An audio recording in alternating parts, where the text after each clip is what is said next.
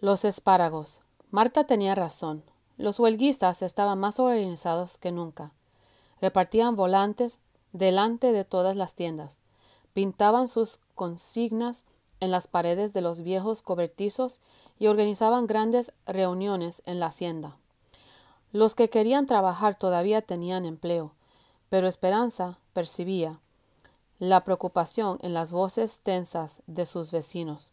También se preocupaban, pensando en qué pasaría si se quedaba sin empleo. La temporada de espárragos era larga. A veces duraba hasta 10 semanas, pero tenían que cosecharlos antes de que las altas temperaturas de junio llegaran al valle. Los huelguistas sabían que si conseguían que los trabajadores trabajaran más despacio, perjudicarían a los agricultores. Así que cuando los tallos estuvieron tiernos, los huelguistas estaban listos. Esperanza se subió a la parte trasera del camión de carga con Hortensia y Josefina para ir a empacar el primer día.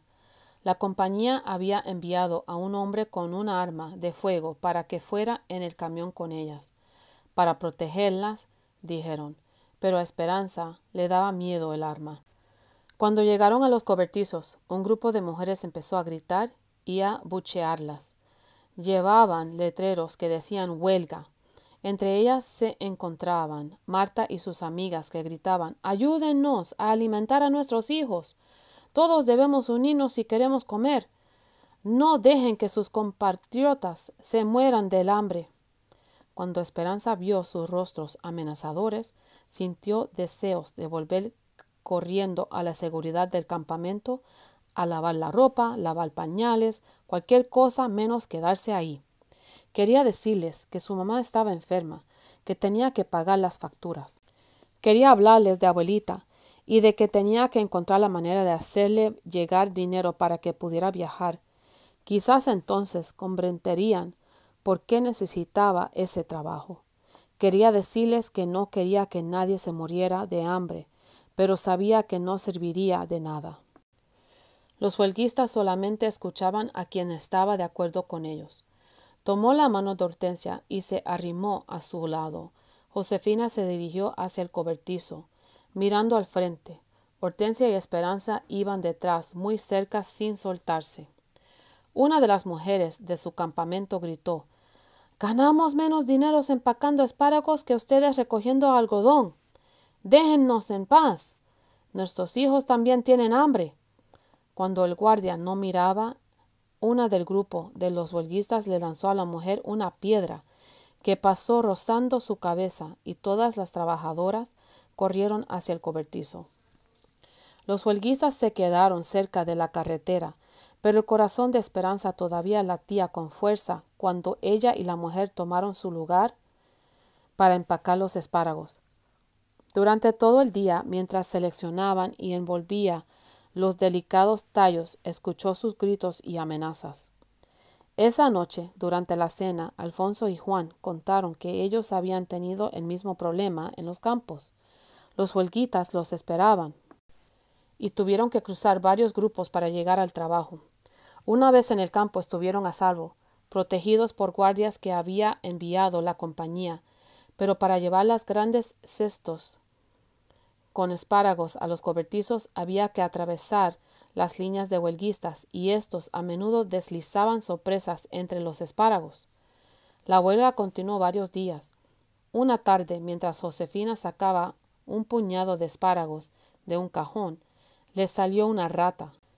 Unos días más tarde, Esperanza escuchó un grito horrible de una de las mujeres que vio varias serpientes que salieron retorciéndose del cajón. Encontraron cuchillas y pedazos de vidrio en los baldes procedientes de los campos, y las mujeres, que normalmente eran muy eficientes y rápidas para sacar los espárragos, empezaron a trabajar más despacio y dudaban al sacar las verduras de los cajones. Una vez, varias de ellas escucharon un cascabeleo bajo una pila de tallos, y cuando los supervisores sacaron el cajón al patio y lo volcaron, encontraron una furiosa serpiente de cascabel. Fue un milagro que no mordiera a nadie, comentó Hortensia esa noche durante la cena. Estaban reunidos todos en una cabaña tomando caldo con albóndigas. ¿La viste?, preguntó Isabel. Sí, dijo Esperanza. Todas la vimos. Daba miedo, pero el supervisor le cortó la cabeza con un azadón. Isabel se estremeció. ¿No pueden hacerles nada a los huelguistas?, preguntó Hortensia. Es un país libre, dijo Miguel. Además, los huelguistas tienen mucho cuidado. Mientras se queden junto a la carretera y los guardias no los vean agredir a nadie, no se puede hacer nada. En el ferrocarril pasa lo mismo. Todos los días atravieso la línea de huelguistas y escucho gritos e insultos. A mí lo que me molesta son los gritos durante todo el día, dijo Hortensia. Recuerda que no debes responder, dijo Alfonso. Las cosas mejorarán. Papá, dijo Miguel, las cosas empeorarán. ¿Has visto los carros y los camiones que vienen por el paso de las montañas? Cada día viene más gente. Algunos dicen que recogerán algodón por 5 o 6 centavos la libra y otros productos por menos dinero. La gente no puede sobrevivir con salarios tan bajos. ¿A dónde iremos a parar?, dijo Josefina. Todos pasaremos hambre si la gente trabaja cada vez por menos dinero. Ese es el argumento de los huelguistas, dijo Esperanza. Nadie dijo nada. Los tenedores sonaban contra los platos. Pepe, que estaba sentado en el regazo de Esperanza, dejó caer una albóndiga al suelo. ¿Vamos a morirnos de hambre?, preguntó Isabel. No, mija, dijo Josefina. ¿Cómo vamos a morirnos de hambre aquí, con toda la comida que hay a nuestro alrededor? Esperanza se había acostumbrado tanto a los gritos de los huelguistas mientras empacaba espárragos, que en el momento que dejaron de gritar, levantó la cabeza para ver si pasaba algo. Hortensia, ¿oyes? ¿Qué? El silencio. Ya no gritan. Las mujeres de la fila se miraron. Desde donde estaban no podían ver la calle, así que fueron al otro extremo del cobertizo, mirando con preocupación hacia el lugar donde normalmente estaban los huelguistas. En la distancia, una caravana de autobuses grises y carros de la policía se dirigía a toda velocidad hacia el cobertizo, levantando polvo a su paso. ¡Inmigración!, dijo Josefina. ¡Es una redada! Los letreros de los huelguistas estaban tirados en el suelo, como si fueran un montón de canicas que alguien había desparramado. Los huelguistas se dispersaron por los campos y hacia los vagones de carga que había en las vías, buscando un sitio donde esconderse. Los autobuses y los carros chillaron al detenerse y los funcionarios de inmigración y la policía salieron corriendo detrás de ellos con palos en la mano. Las mujeres que estaban en el cobertizo se juntaron en un grupo, protegidas por el guardia de la compañía. ¿Qué nos pasará?, preguntó Esperanza con los ojos fijos en los guardias que atrapaban a los huelguistas y los llevaban hacia los autobuses. Como había tantas mexicanas trabajando allí, seguro que luego entrarían en el cobertizo. Apretó desesperadamente el brazo de Hortensia. No puedo dejar a mamá. Hortensia escuchó el pánico en su voz. No, Esperanza.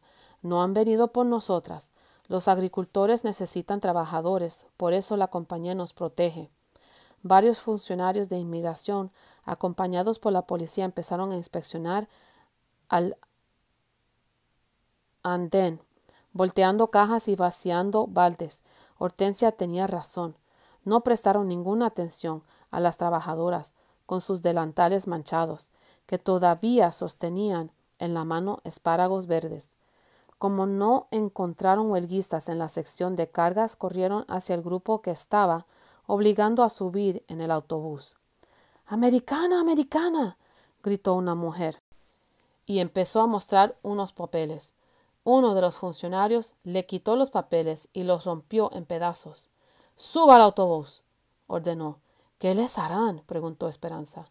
«Los llevarán a Los Ángeles y los pondrán en el tren rumbo a El Paso, Texas, y luego a México», dijo Josefina. «Pero algunos son ciudadanos», dijo Esperanza. «No importa. Están causando problemas al gobierno. Hablan de formar un sindicato de trabajadores en las haciendas y al gobierno y a los agricultores no les gusta eso. ¿Qué pasará con sus familias? ¿Cómo sabrán lo que pasó? Las noticias vuelan. Es triste. Los autobuses se quedan en la estación con los que capturaron hasta que llega la noche. Las familias no quieren separarse de sus seres queridos y normalmente van con ellos. Esa es la idea. Lo llaman deportación voluntaria, pero en realidad no les queda otra opción. 2 funcionarios de inmigración se colocaron delante del cobertizo. Los otros se fueron. En los autobuses, Esperanza y las otras mujeres vieron desaparecer los rostros desesperanzados asomados por las ventanillas. Lentamente las mujeres formaron la hilera de nuevo y empezaron a empacar. Todo había durado apenas unos minutos. La migra estará atenta por si algún huelguista quiere volver, dijo Josefina señalando con la cabeza a los 2 hombres estacionados cerca. Volvamos a trabajar y sintámonos agradecidos porque no somos nosotras las que vamos en ese autobús. Esperanza respiró profundamente y volvió a su sitio. Se sentía aliviada, pero todavía se imaginaba la angustia de los huelguistas. Su mente estaba llena de preocupaciones. Le parecía muy mal que expulsaran a la gente de su propio país libre por defender sus opiniones. Se dio cuenta de que necesitaba más elásticos para atar los montones de espárragos y se dirigió a la zona de descarga para buscarlos. Dentro de un laberinto de cajones altos buscó los elásticos gruesos. Los funcionarios de inmigración habían volcado algunas cajas y al agacharse para poner una en su sitio se quedó sin respiración al ver lo que tenía delante. Marta estaba encogida en un rincón con un dedo sobre los labios y suplicando ayuda con los ojos. Por favor, Esperanza, no digas nada. No quiero que me atrapen. Tengo que cuidar de mi mamá. Esperanza se quedó paralizada por un momento recordando la rudeza de Marta el primer día en el camión. Si le ayudaba y alguien se enteraba, Esperanza sería la próxima en subir al autobús. No podía arriesgarse y empezó a decir que no, pero cuando pensó en Marta y su mamá, tomadas de la mano, no pudo imaginarse a las 2 separadas. Además, las 2 eran ciudadanas. Tenían todo el derecho de quedarse. Se volteó y se dirigió a donde trabajaban las demás. Nadie se fijó en ella. Todas estaban muy ocupadas hablando de la redada. Agarró un haz de espárrago, varios sacos de yute y un delantal seco que alguien había dejado colgado en un gancho. En silencio volvió a donde se escondía Marta. La migra todavía está afuera, susurró. Seguramente se irán dentro de una hora, cuando se cierre el cobertizo. Le dio a Marta el haz de espárrago y el delantal. Toma esto y ponte el delantal cuanto vayas a salir, para que parezcas una trabajadora por si alguien te detiene. Gracias, susurró Marta. Siento haberte juzgado mal. Shh, dijo Esperanza, mientras volvía a colocar los cajones y ponía encima los sacos de yute para que no la vieran. ¡Esperanza!, llamó Josefina. ¿Dónde estás? Hacen falta los elásticos. Esperanza se asomó por la esquina y vio a Josefina con las manos en las caderas, esperando. Ya voy, respondió. Agarró un montón de elásticos y volvió a trabajar como si no hubiera pasado nada.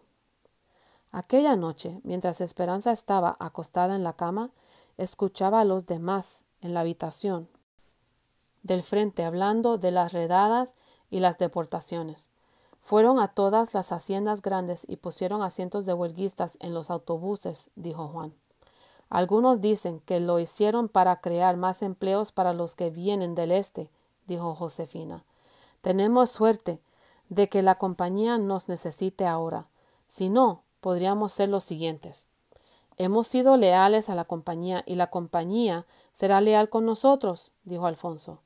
Me alegro de que se haya acabado todo, dijo Hortensia. No se ha acabado, dijo Miguel. Con el tiempo volverán, especialmente si tienen familias acá. Se reorganizarán y serán más fuertes. Llegará un momento en el que tendremos que decidir de nuevo si nos unimos a ellos o no. Esperanza intentaba dormirse, pero los acontecimientos del día le daban vueltas en la cabeza. Se alegraba de seguir trabajando y de que en su campamento se hubiera dicho que no a la huelga, pero sabía que en otras circunstancias ella podría haber estado en ese autobús. Y entonces, ¿qué habría hecho mamá? Su mente era un torbellino. Algunas de esas personas no merecían lo que les había sucedido ese día. ¿Cómo podía ser que Estados Unidos enviara a México a gente que ni siquiera había estado allí nunca? No podía dejar de pensar en mamá. No importaba que Esperanza estuviera de acuerdo con su causa o no. No se debería separar a nadie de su familia. ¿Habría podido Marta volver a la hacienda de los huelguistas sin que la atraparan?